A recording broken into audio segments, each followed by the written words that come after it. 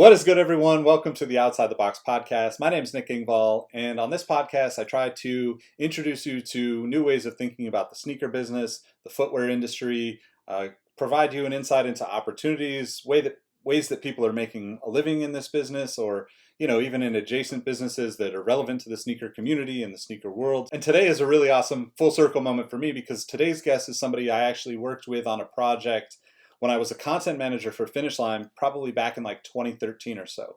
Dre has written, I think, 27 or 28 books. He is a CEO of his own company. He had a career playing professional basketball overseas.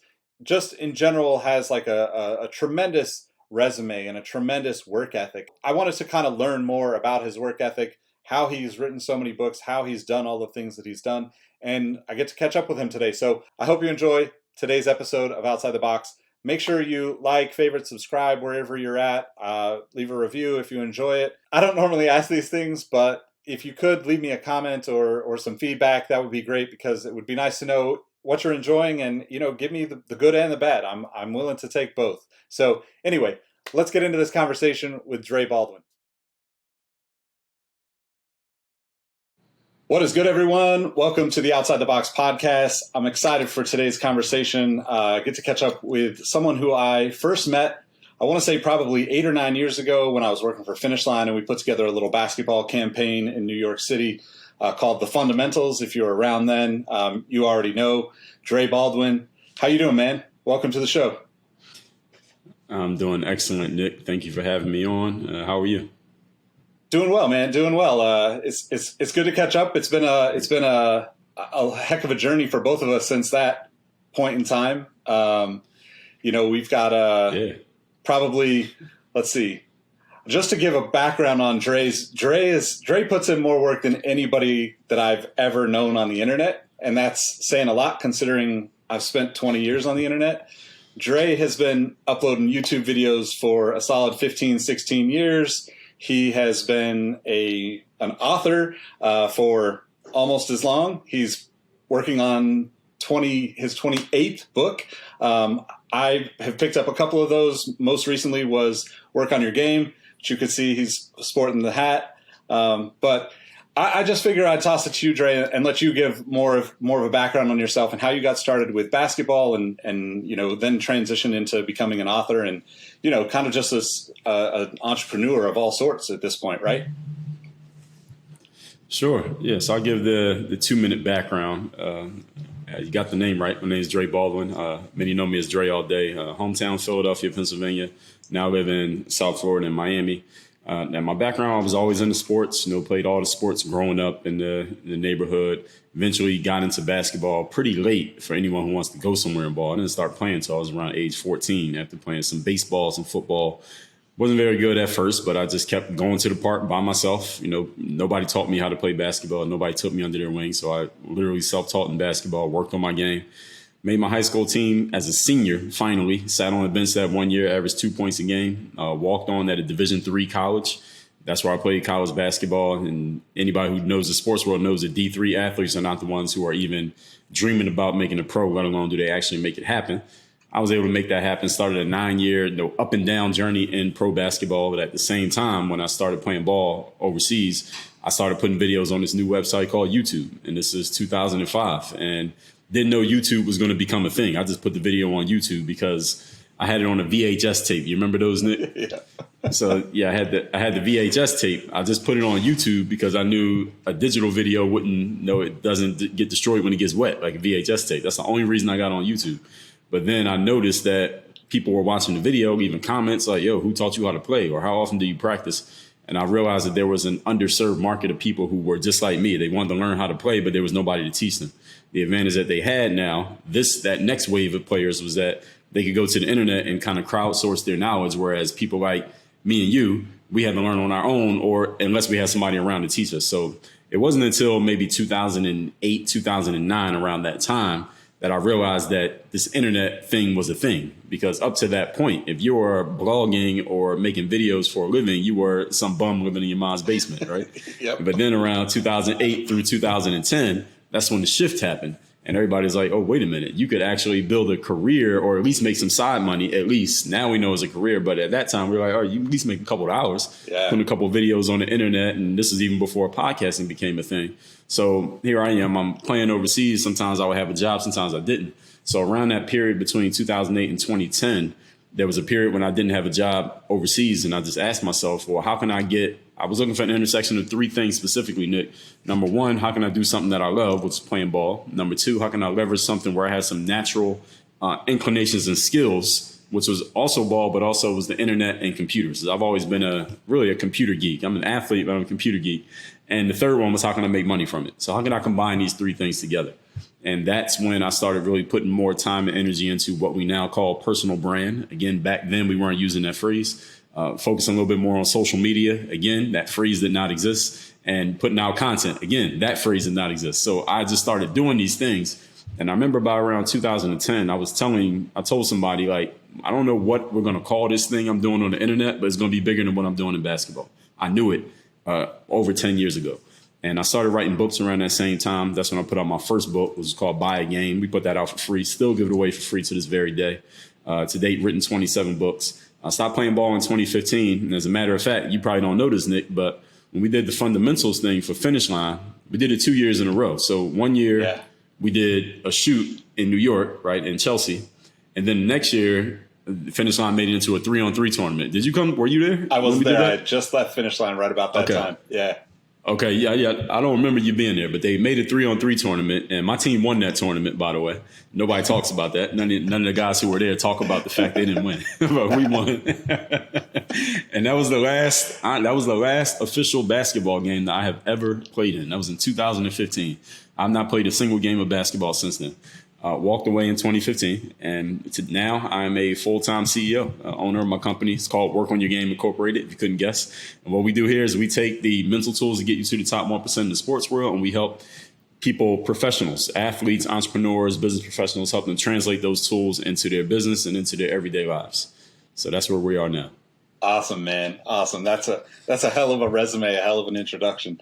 So I hope people are hooked with that to hear a little bit more about your story. So I guess like let's go back to like those early years of basketball, right? Because I kind of was in that same boat as you, like just trying to figure out, like I knew the internet was going to be a thing, hadn't really figured out where my place was with it. It was like, right. It was just test everything, right? It was like, hey, this is a free service to write someplace. Like you said, no social media, no anything, right? So it's like you might have a MySpace page, you might have a Google, a blog spot or something like that. But like, WordPress wasn't even around back then when it first got started. So, for you, playing, like, what was the transition like from like, kind of, I guess like, your introduction into professional basketball, for, I think you played 8-10 years, something like that, you said? 9 years from the start to the end. But again, there were gaps in between, which is why I got on the internet.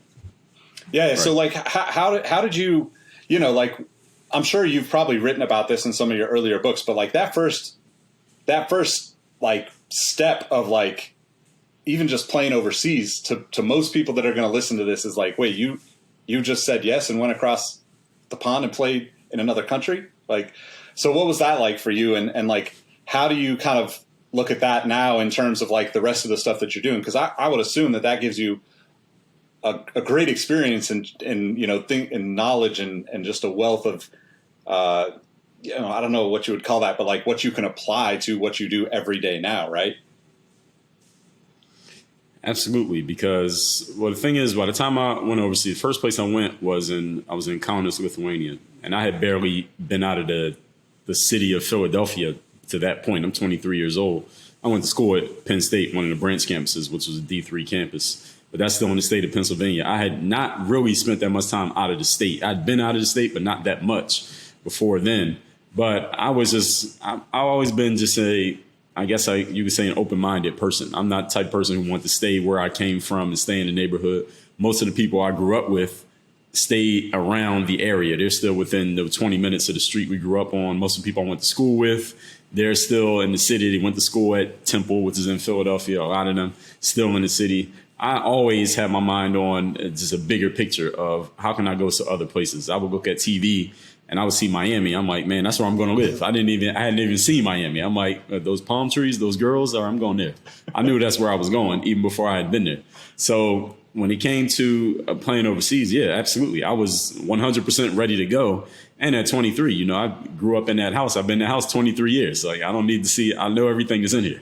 Yep. Let's go somewhere else. So when I got the opportunity to go somewhere else, I was wide open to going somewhere else. And I think my parents were really happy too. They were happy that I was going to go, you know, follow my dream.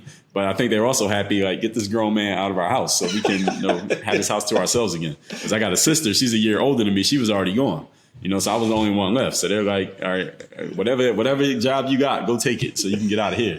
So I'm sure they were happy. So I was always looking to, you know, just expand and go see the world. So I've always been that type of person. Yeah. So about that time when you started on YouTube, you know, I mean, you kind of, you know, not to go back to that fundamentals phrase, but like that's kind of what you were doing on YouTube. I remember when we first looked at your page, I think Brandon and I were like, okay, we got to get people that are basketball players, but we you know, as a marketing person, you're like trying to balance like basketball, sneakers, lifestyle, all the stuff that the brand is trying to sell, right? And that's always a tough thing because they're very different, you know, like they're very, very different, right? Even just basketball and sneakers, people think are the same thing, but they're absolutely not.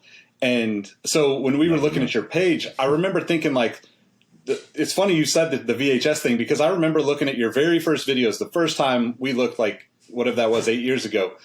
And I was like, damn, this is dope because I had the same thing. I played baseball. Like I had like the same kind of, I should have done that same thing back then and just been like, yo, let me put this in a place because I don't even have most of that stuff. You know, like it got lost, damaged, thrown out because we didn't know what was on those VHS tapes. But you kind of transitioned from like just a place to store your old footage into like a lot of like basic fundamental basketball stuff in those early days, right? Oh, absolutely. Because when I put that first video up, and what's funny, you mentioned about tapes getting thrown out. I used to film NBA games on my VCR at home back in the day. And I left all those VHS tapes when I moved out of my parents' place. I just left them in the garage. And I remember I spoke to my dad maybe 2 years ago. I'm like, hey, you remember those VHS tapes I had? Y'all still had those in the garage, right? And he was like, no, we threw them away. So they threw all my tapes away. So you're right. Your parents will get rid of that stuff, or somebody's going to get rid of it and you don't hold on to it. So good thing is I had my stuff was on YouTube. And when I started putting those videos out, I was just going off the questions that players were asking me, because these are players in the comment section just saying, hey, can you make a video about dribbling? Can you make one about dunking? Can you make one about shooting?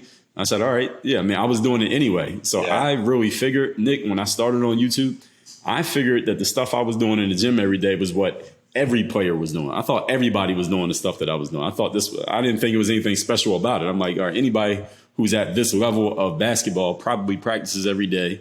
And the only difference is I have a camera. So I didn't think anything I did was that groundbreaking. But when I started putting it out, I realized like maybe a lot of players aren't doing this stuff. Maybe they don't practice this often. Maybe they don't come to the gym every day like clockwork, like I did, even when I didn't have a job. So I realized that the stuff that was basic to me was actually pretty advanced and pretty new to a lot of other people. So that's when I just got the idea. And this is years later. It took a little bit of time for me to realize this was a real opportunity. And that's when I said, all right, I'll just take everything I know about basketball. I'll write all of it down. And then I'll just make a video for every single thing I can think of. And I didn't think I would last a month. I didn't think I knew that much. But here we are, and those 8,000 videos later, I would say about 5,000 or 6,000 of them are basketball drills on the court. Yeah. So obviously I knew a lot more than I thought I did. Definitely, man. Well, and I think it's interesting too. Like, you know, you have this, you know, basketball career, obviously, like, you know, being in shape to play at the level you're playing at is an important piece to that.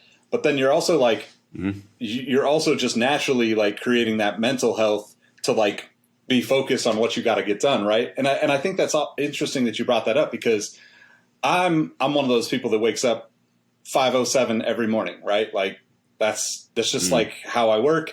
And the more I can stay in that routine, the better off I am. Once I fall out of it, man, it's an easy, slippery slope, and I can be like, you know, feeling weeks behind just based on, you know, a couple of days worth of not being up early because I need that time to like set myself up for the day, be focused and all that stuff. So like as you transition from basketball to writing to your own business, your CEO now, like that stuff, you know, obviously translates pretty nicely too, in order to, I think like, I guess what I'm trying to get at is a lot of athletes or athletes that, you know, want to be pro athletes or high level athletes don't necessarily have those practices. So like, do you have anything that you do on a daily basis where you're like, this is how, you know, like I remember, so this is going to be a little bit of a tangent, but like I remember when you showed up for the first fundamentals and you were like, no, I just need to go to the bodega and grab a bunch of bananas, right? Like I need to have this, like, and you were just eating healthy Chelsea and like staying on it and staying charged up. While the rest of us were like, yo, let's go grab a slice of pizza, right? And it was like, it stuck in my head, man. Like I think about it all the time because I'm like, it's like it makes me think of like, am I making the right decision right here, right? Because you can walk into any of those places and you have, let's say, 10 things to choose from that are healthy and 1,000 that are sending you a step backwards. And it's just the natural like way that, you know, society works.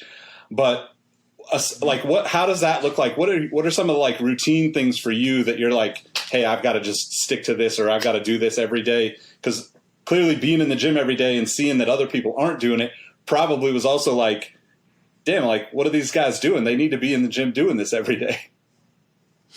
Yeah, so working backwards from what you said there, when I realized that what I thought was basic for any athlete in any sport, and I realized that not all athletes were doing it, I looked at that as a competitive advantage.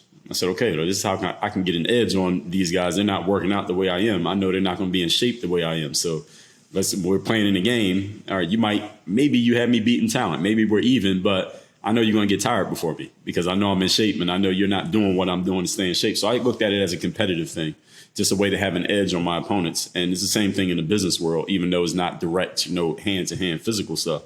As far as the routines, I mean, are you kidding me, Nick? My whole life is a routine. So I'm a robot. I'm a human robot. So I wake up same time every day as well, probably about an hour, or maybe hour, 20 minutes before you, around 3:45, 4 o'clock every day. Same routine. The first 4 hours of my day are all, I guess, what we call now self-care. So that's before I start working. I don't start working until about 7:30, 8 o'clock. But when I wake up, it's a liter of water, 2 bananas, yoga, meditation, gym, foam roll, stretch, shave, take a walk, 1 to 2 mile walk. And I live in South Florida, so the weather's nice all year round. But that's every single day. That is my process every single day. So that's part of my routine. Even the stuff that I create. When I was doing the basketball videos, anybody who was watching my stuff back then knows it was the same. Even when I did different drills, I did them the same way. The filming was the same way. The camera was always in the same spot. People would always ask me, Dre, why are you on that side court? And I'm like, well, this is the court that's available. So this is the one that I'm using. It was the same thing over and over and over again. And to me, I thought maybe at first that people would get bored with it. Like, all right, this guy's just, he's setting it up the same way every time. But when I started putting it out, I realized like people wanted it. People were like, yo, this is what I need. I need somebody who can show me and keep it basic, keep it simple enough that I can understand it, but at the same time is giving me value. So for me, I've always just been a highly disciplined individual who I routinize almost everything that I do. If I'm going to do something on a consistent basis, I have to, in my mind, I'm already thinking about, all right, how can I do this in such a way that I can do it over and over and over again with very little variation? Because if I can't get that to work in my mind, then I can't make a process out of it, and then I can't depend on it. So if I'm going to depend on something, and if I'm going to create something from which other people are going to depend on me or be willing to pay me for it, I had to be able to do it consistently and be able to do it on call, even when I don't feel like it, even when the conditions may not be perfect, but it has to be something I can do over and over again.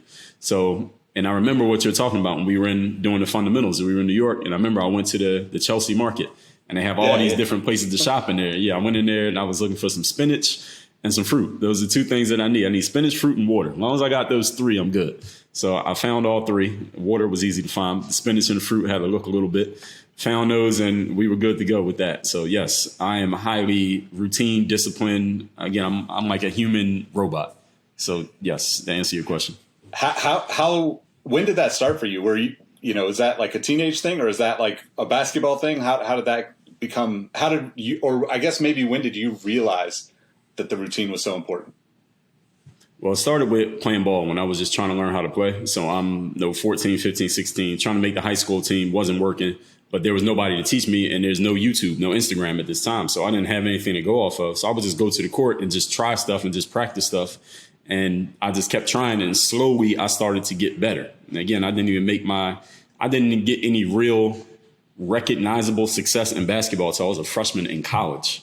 So all of these years, I'm just working on my game and practicing. Even the 1 year in high school, I'm sitting on the bench, but I was slowly improving. I could feel my improvement, even though there were no tangible results for me to show to anyone. So that's the first place I got it from. And then once I got to college, I had access to an indoor gym for the first time in my life. I remember when the season ended, my freshman year. And now, mind you, my first year I was at Penn State Abington, which was at the time you could only play 2 years of sports.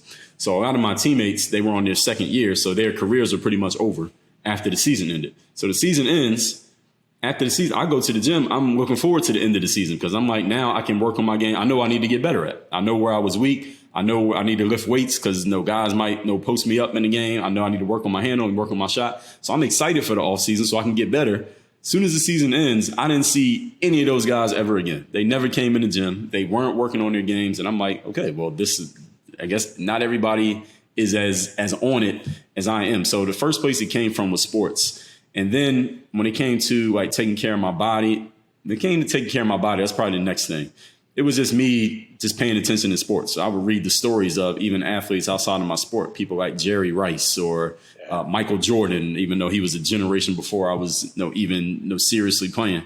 People like that, and the way that they took care of their bodies and how they would have trainers and how they would stay away from junk food and drink water. And these are things that, mind you, we didn't start talking about. It didn't become mainstream to talk about health, like drinking water and clean eating and being vegan and plant-based. That didn't become a normal mainstream thing until maybe 5 years ago, maybe. Yeah. But even before that, I was telling people this around 8 years ago, like, we all got common sense, though. You know that a bag of chips is not good for you. You don't need a book about veganism to know that. You know that a bottle of water is better than a bottle of beer. We already know this. So I was just starting to make these better decisions as far as taking care of my body. And mind you, when I'm a pro athlete and I'm playing, people would see me and they're like, all right, you're in good shape like an athlete. Yeah, but I haven't played a game of basketball, like I told you, in 6 years. But I still look like I can go play because over time it starts to become it starts to pay off in a way that people notice it and they're like, all right, what sport do you play? I don't play a sport. I write books, but I stay in shape, So it's always been a thing for me to just take care of my body, take care of my mind, because you only get one of each of those. And then when I got into the business world, it was learning a new set of skills. But at the same time, I'm always thinking the same way, Nick. How can I routinize this? How can I set this up in such a way that I can do it over and over and over again? And how can I set it up in a way that I can teach somebody else to do it for me? So eventually maybe I can pass at least some tasks off to other people because I can't do everything by myself. So it's always just looking for that way to make a process out of it. Yeah, man, that's so awesome. So how, let's talk about like the first book that you did. What was the process like for you moving into that? And how do you decide, I guess, like which direction to go with that first book? Because, you've got a wealth of knowledge, you've got a wealth of experience, you've got sports, you've got business, like all of it ties together. But, like that first one's got to be intimidating, just as someone who had never done it before to like take that leap of faith and be like, okay, this is the right direction for me to go and start. So what was that process like for you? And how did you, I guess, like incorporate that into, like was the business the business side of it always the long play picture for you, or the long game for you? Or was the book kind of like, hey, this works and I'm enjoying it, and like, let me run even harder at this and work even harder at this? So as far as the business side goes, I read a book called Rich Dad, Poor Dad, Robert Kiyosaki, around 2001. That was my introduction to what we now know as entrepreneurship. Now, at this point, I'm in the middle of college. No one had ever introduced this information to me before. All I saw was, the grown-ups around me, most of them were, they had jobs. And some of them did have small businesses where they made their own money, but it was kind of like more on a self-employed side where they pretty much were doing all the work. So even though they didn't technically have a boss, it was still them doing everything. They weren't thinking like, how do I expand this? Can I get some people in place? Can I make a process to where I can hire somebody? And if they quit, I can hire somebody else. They can do the same thing. None of them seemed to be thinking like that. And if they were, they weren't talking about it. They were not sharing that knowledge. Like, hey, Dre, here's what, if you might want to get a job when you get out of school, but hey, here's how you can be an entrepreneur. Here's how you do it. Nobody was teaching that information to me. So when I read Robert Kiyosaki, Rich Dad, Poor Dad, very first chapter of the book, where he just talked about don't always work for money. Don't always trade your time for money. Try to get your money to work for you. These were just brand new concepts to me. And when I read the book, the first thing I just thought of the people that I knew that he was describing who were doing it the quote unquote wrong way, not necessarily wrong, but I'm like, these are all the adults that I know. And the thing about the adults I knew growing up, and I'm going to tie this into your question, was that first of all, they were always at work. Secondly, even though they were always at work, they never had any extra money. And third, they never seemed excited about going to work. They would always say, I have to go to work. It was like a necessary evil. So I'm like, all right, well, they're grooming me to do the same thing they did. Go to school, get a degree, get a job. Well, they don't seem happy with what they're doing. And it's taking up most of their lives. So I was looking for any alternative. I didn't know what, but anything other than that, I was looking for it. So when I read Robert Kiyosaki, I said, okay, this is what I'm going to do. Now, while Robert was mostly talking about, his main thing was real estate. But when I read the book, I'm like, all right, I can apply this to something else, even if I don't get into real estate. And around this time, we're just starting to see the internet is just starting to come up. So this is when we have MySpace, we have Black Planet. I don't know if you were on Black Planet. It was some white people on there. Yeah, Black Planet. And these sites. And then eventually we get the social media sites that we now all know and love. So when it came to the book, I wrote my first book. That was about 2010. And the reason that I wrote the book is because I'm just replying to all these comments on YouTube from this audience of people who are watching my videos. And they were just asking me about my background, because when they saw the videos, they were like, obviously this dude, he looks like he can play, but who is he? We never heard of him, never seen him on TV. Like, who is this guy? So they was just asking me questions like, where are you from? Where'd you play? And I would just be answering the questions in the comments, or I make little videos telling them like, yo, I got cut from my high school team 3 years in a row.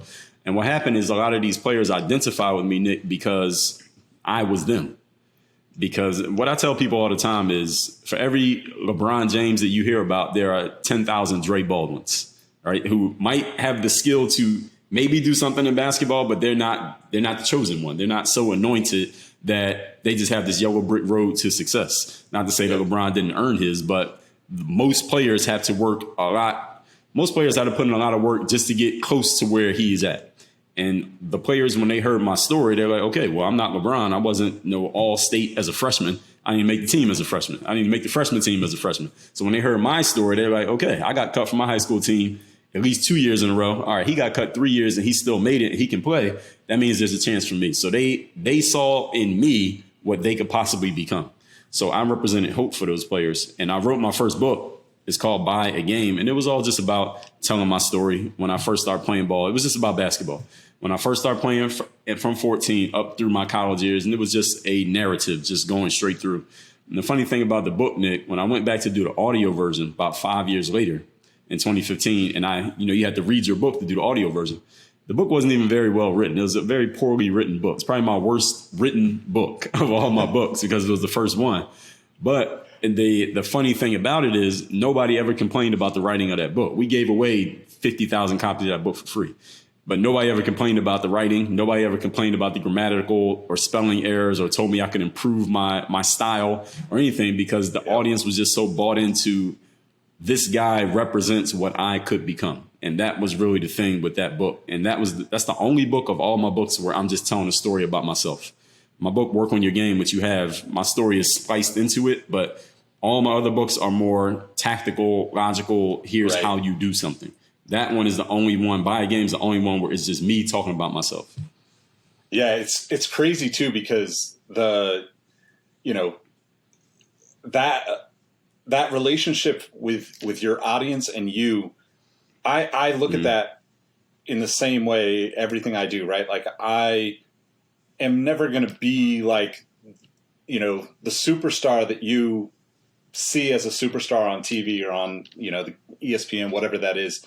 But I hope that people even listening to this and the conversations that I have on this podcast on a regular basis are like, these are the things. Because they're like going back to what you said about Robert Kiyosaki, right? That was one of the first ones for me too, right? Right. I don't want to like plug somebody else's book, but like that first chapter of that book is amazing. You should read that. You'll either realize, hey, I'm into this and I'm going to continue with it, or you'll hear it and then you're going to come, read Dre's book and be like, okay, this is where I want to go with this.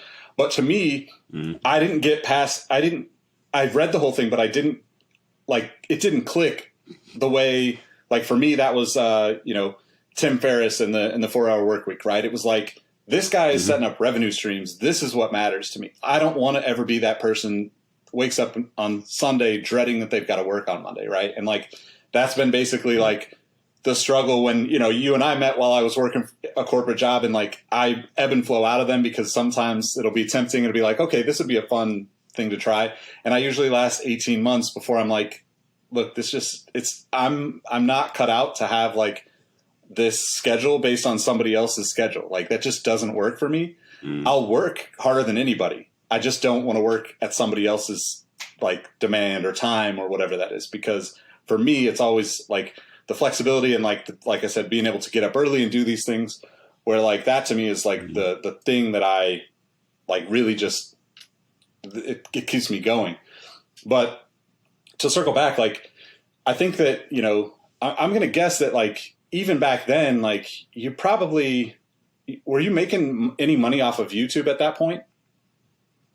In 2010, I think that was the first year where I started to get some direct deposits. I remember my first one was like $110, and I was like, okay, there's something here. Yeah. I mean, and that's one of those things. Like I have those same things where it's just like you see that little bit, and you're like, oh man, it's just about duplicating this, replicating the work, figuring out how to take this from 0 to 100 or 1 to 100, right? But like that's also one thing I wanted to point out is like you had already been uploading stuff for probably 4 or 5 years easily before you even started seeing that. And then on top of that, like the book and giving away copies, how did you decide like, I just got to give this away? Because that's most people that are going to listen to this are going to be like, you worked for 5 years and then you didn't even sell that first book. Yeah. Well, here's the thing. At the same time, all these basketball players are asking me for tips on how to get better at basketball. So that same year, and you mentioned Tim Ferriss. I'm glad you mentioned his name because I read that 4-Hour Workweek as well. And he kind of took Robert Kiyosaki's ideas from my head and he digitized it, right? He made it, here's how you do it on the internet.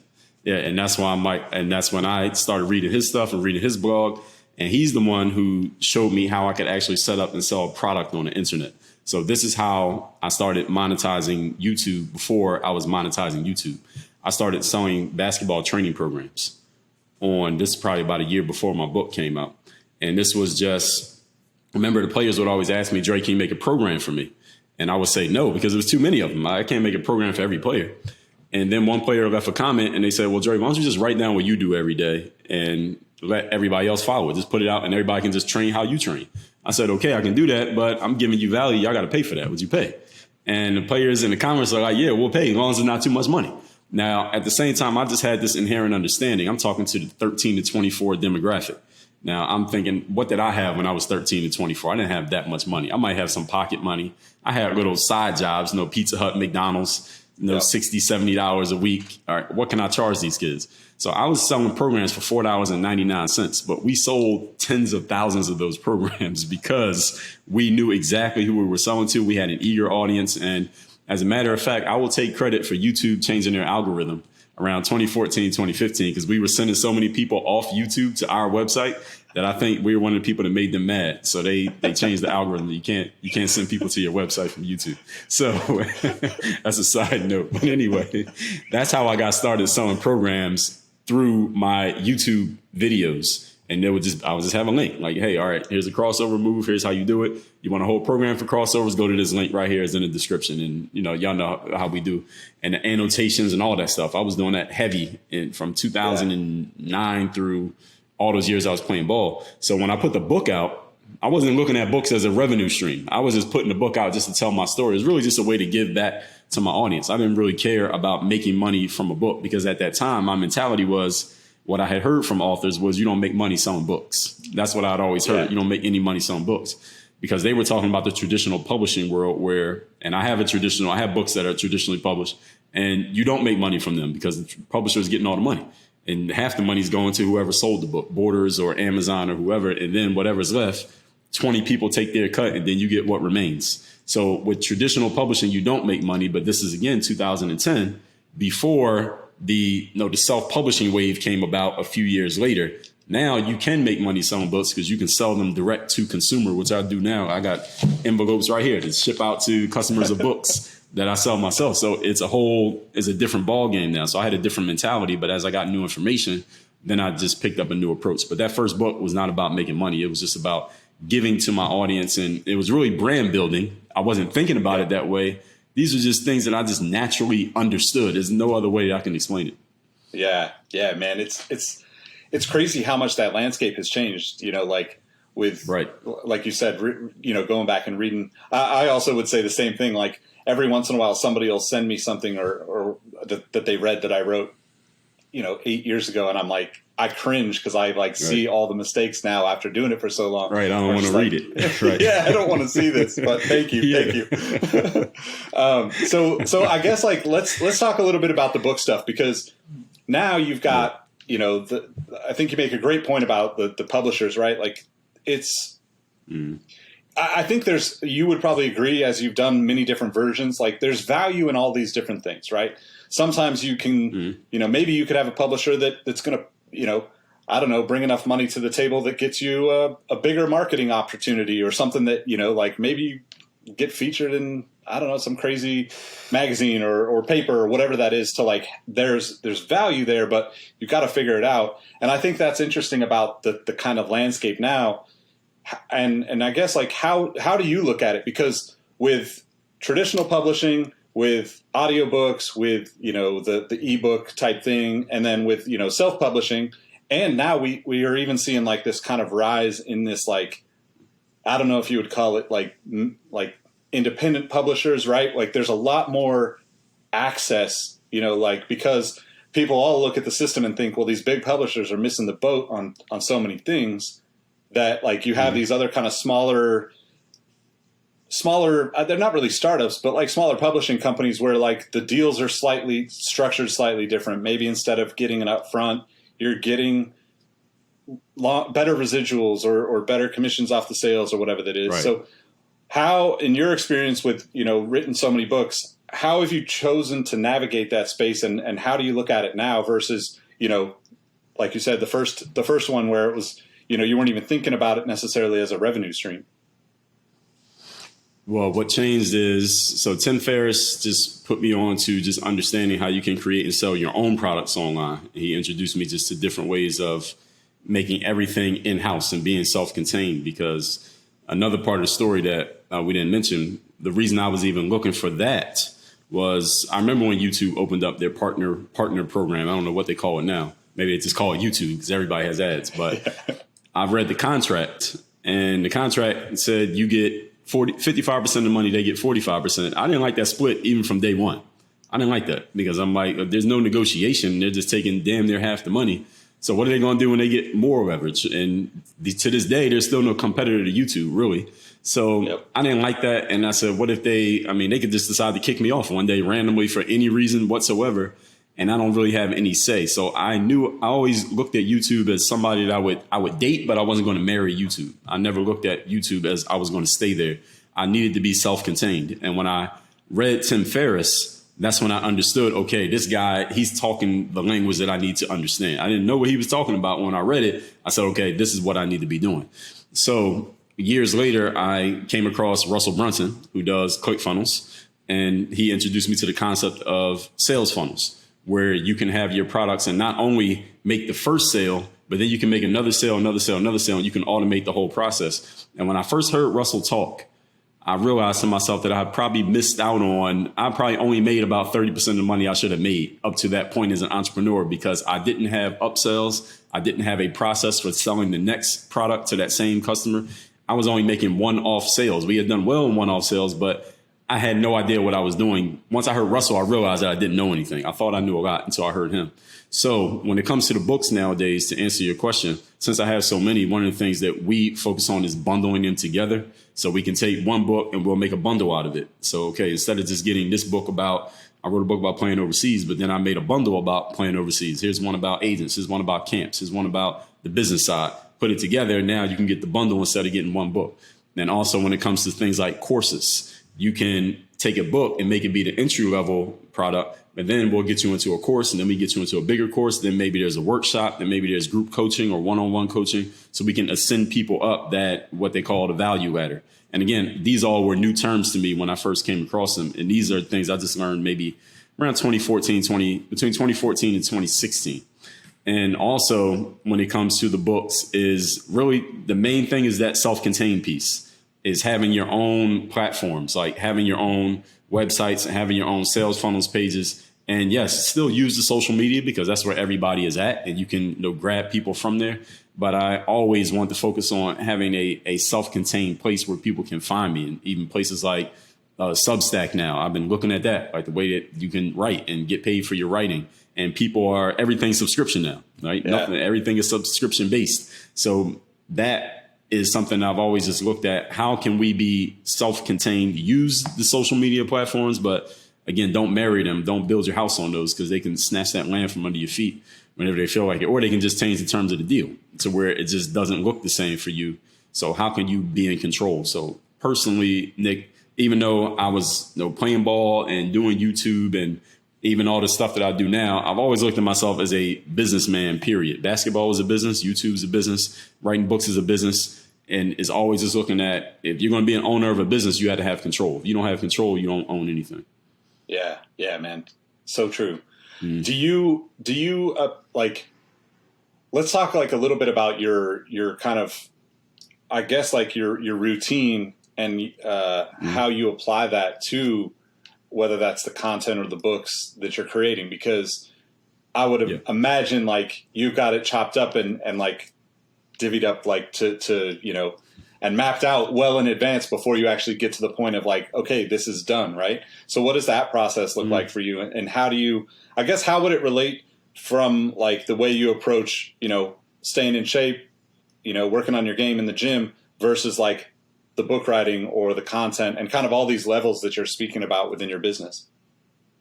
So when it comes to writing a book, the process that I do for that is first thing is just come up with what's the concept going to be. Really, the first thing that comes to my mind is the title. What is the book going to be? So that I can get a picture in my mind of what I want it to be about. And then I just make a framework for the book. Like, what are the main overarching points that I want to give? So some people will call that an outline. I don't necessarily always do an outline, but I'll just put the biggest points that I want people to get from that book. Because I have books where I have a bunch of 1 and 2 page chapters. It might be 80 chapters. And I also have books where it's maybe 12 chapters and they're all 20 or so pages. So it's just different how I just want to lay it out, figuring that out. And then I just start writing. Then I just brain dump. And if I'm going to write a book, I already have all the content in my head. I already know all the things that I want to say. So I just write everything I want to say. And then the hard work really is the editing process. So that's when it comes to writing the book, is just making sure we edit down to where the essential words, the things that we absolutely must say, pruning all the sentences, having people read over it, proofreading, etc. That's the way we do the book. But what was the question you were asking about when it comes to the business? Just in the process, I guess, like, do you kind of take that same approach with like, I'm just like thinking about the way like you had such focused videos for the basketball stuff. And then it sounds like you're kind of doing the same thing, I guess a little bit on the back end with like the editing, right? Which, it's kind of the same way I work in terms of writing, right? Like, it's like, let me just get all this stuff out and then let me cut it up into like the package that you're kind of putting out there. Is that same kind of process work for you on the business side and like, the other aspects of the business and like you said, the funnels? Cause I think that's something that, you've mentioned like those learning points, right? And the people that you're learning from. And I think that's, I find myself in that same place, right? And like, it's always like, who is the next person that I'm going to like just latch on to some of the ideas that come from it and apply it to the stuff I'm already thinking, but I just need it I need somebody else's words to be like, oh no, this is how it's supposed to be, not this, and like, I don't know. So that's, I guess, like in the business sense, do you have that same kind of like cutting up and divvying up the work aspect of it? Or is it, just like, I guess like more like the book where it's like the brain dump type thing. And then you just figure out which one works. Okay. And I guess like how this is long run, but like, how do you go about even processing that, right? Where it's like, oh, this needs to be, put out in this form, or this needs to be put into this funnel or whatnot. Okay, I see what you're saying. So in the business world, there's a few more moving parts than from basketball. So basketball was really cut and dry, pretty black and white and simple on how I could put things together and what you do. The thing about basketball or sports in general is that there's a scoreboard. It's black and white. Everybody knows what the score is in sports. Business is way different. Not everyone has the same goals. Not everyone has the same circumstance, and not everybody's even playing the same game. So when it comes to business, what I do is, first of all, the main delivery where people really find me these days in business is either actually having conversations like this where, your audience, people from your audience are going to find out about me who otherwise wouldn't know about me. And then I have a solo show, a podcast, I call it Masterclass, called Work on Your Game, where every day I'm just talking, and it's structured. It's point number 1, point number 2, point number 3, recap the points, and it's over. I do that every single day. So that's really the way that people find me these days. And when it comes to the business, it's different also because, Nick, not everybody who finds me is looking for the same thing. Like there are people in your audience who just love sneakers, so they follow you because they know sneakers. But I'm sure you have people in your audience they might not be sneakerheads, but there's something else about what you do that they're interested in. So you may have people from different walks of life. So I still have basketball players who follow me. I have players who used to play ball. When they were 15, they thought they were going to the NBA, but now they're 25. They're accountants. They run their own businesses. They're married. They have kids. They don't play ball anymore, but they still follow me because of the mindset stuff that I talk about. There are entrepreneurs who found out about me only after I stopped playing basketball. So they found out about me because I was talking about entrepreneurship stuff. So I have different people from all different backgrounds, parents, people who want to build a brand. They want to make a name for themselves or be some type of influencer online. So I have people from all different walks who are going in all different places. So what we had to do in business is we had to kind of segment our audiences where we have certain things that we can offer to everybody. Like everybody can read the book, Work on Your Game. Doesn't matter what you do. But we have other books that are only for certain audiences. And we have other courses and certain products that are only for certain audiences. And at some points, we also had to make tough decisions. Okay, like what do I want our main avatar to be? Who we really want to focus on? And what we really focus on is really the entrepreneur, the business professional. So that could be a pro athlete who I coach some pro athletes when it comes to the mental side, discipline and confidence and things like that, not on the court training. And then entrepreneurs who are really looking for the same thing, that mental game, bulletproof in their mindset. And some people, when it comes to just building a framework, maybe they have some knowledge and things they want to put out into the world, but they need to create a framework so they can share it with other people. The same way that, like you said, you read Work on Your Game. I explained the framework in the first chapter of that book. It's 1, 2, 3, 4. So I help other business people, entrepreneurs who have knowledge and they want to put it out to the world, but they don't know how to organize it. I help them do that. So that's really our main focus. Nice, man. It's so awesome because I just think hearing your understanding of that too, because it's kind of like if I would relate it to like, the work that I did at Finish Line, right? Like just that whole concept of like the average person that you work with at a business doesn't understand that like a Michael Jordan fan might not be a sneakerhead. A sneakerhead might not even know who Allen Iverson is, right? Like they, especially now because, you've got Virgil Abloh and Kanye and like you've got just massive amounts of people that are in sneakers in some aspect or another. But to me, everybody's just carving their little piece off and being like, okay, cool. Like this is the audience that I'm going to take from this and they're going to be a fan of me as an individual because of what I do. It's, it's rarely, I kind of joke about it, but it's true. Like I never care what shoes somebody is wearing, right? Like I mean, don't get me wrong. Like sneakers are important to me because they've been a part of my journey and like I've worked within this space and, the consulting work that I do in this space now is still in the business of footwear, but I don't like if you and I were in the same city, we would never meet up and I'd be like, yo, what are you wearing today? Like that's like so far from what I care about. But I think that's like an interesting aspect of like, applying that, kind of sneaker mentality or the mentality that I need in the sneaker world, business of sneakers, to the business world that you're working in, where like you do have to really know who your customer is and who your consumer is and who your fan is, because those people are the people that end up supporting you. Before I forget, I was going to ask you, did you ever read, it was a short thing written by the guy's name is Kevin Kelly. It was called 1,000 True Fans.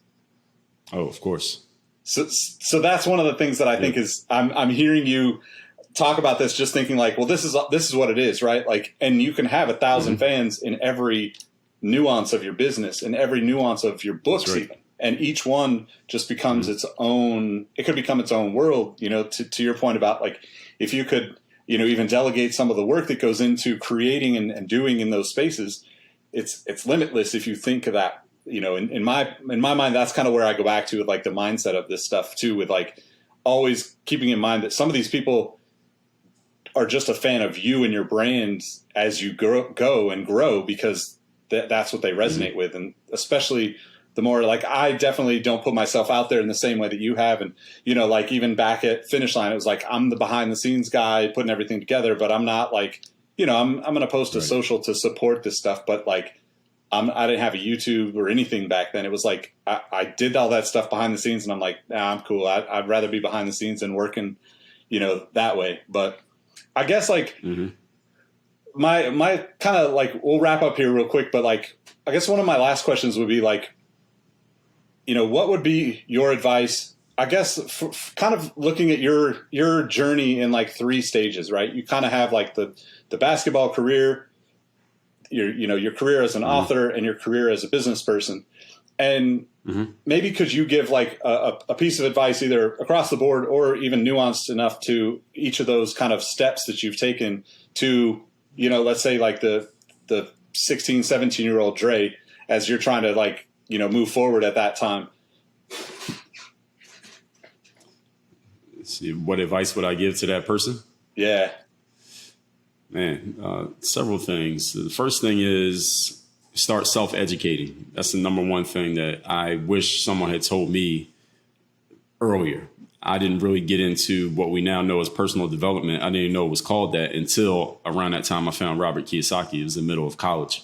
I was always into reading because my parents always had books in the house, but no one ever introduced me to this concept where you can go read something or watch something or attend an event, and somebody's just going to tell you how to make your brain stronger and make yourself a more valuable, useful member of society. So number one thing is start self-educating, meaning taking in material that your teachers didn't assign to you, but you chose to take in on your own.